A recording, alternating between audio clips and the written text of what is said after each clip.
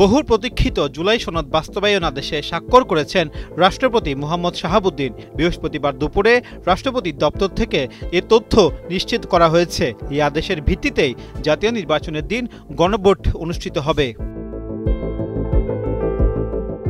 বৃহস্পতিবার দুপুরে 2:30টায় জাতির উদ্দেশ্যে দেওয়া ভাষণে প্রধান উপদেষ্টা প্রফেসর মোহাম্মদ ইউনুস গণভোটের কাঠামো ও প্রশ্নপত্রের সারাংশ তুলে ধরেন। তিনি বলেন, গণভোটে একটি মাত্র প্রশ্নে হ্যাঁ বা না ভোট দিয়ে জানাতে হবে জনগণ জুলাই জাতীয় সনদের সংস্কার প্রস্তাবগুলো মেনে নিচ্ছে কিনা।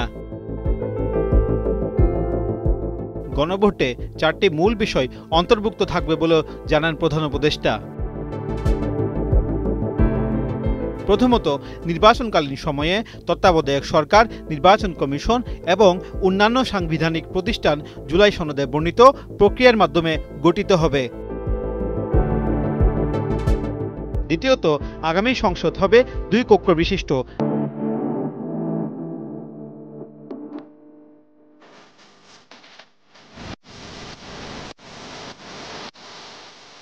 আগামী সংসদ নির্বাচনে রাজনৈতিক দলগুলো প্রাপ্ত ভোটের অনুপাতে 100 সদস্যের একটি উচ্চকক্ষ গঠন করা হবে। সংবিধান সংশোধন করতে হলে উচ্চকক্ষের সংখ্যাগরিষ্ঠ সদস্যের অনুমোদন নিতে হবে।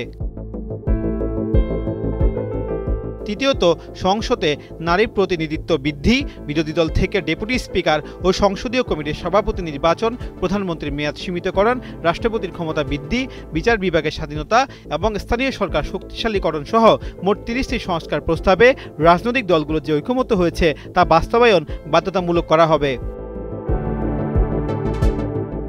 চতুর্থত, জুলাই সনদে বর্ণিত অন্যান্য সংস্কার রাজনৈতিক দলগুলোর প্রতিশ্রুতি অনুসারে বাস্তবায়ন করা হবে।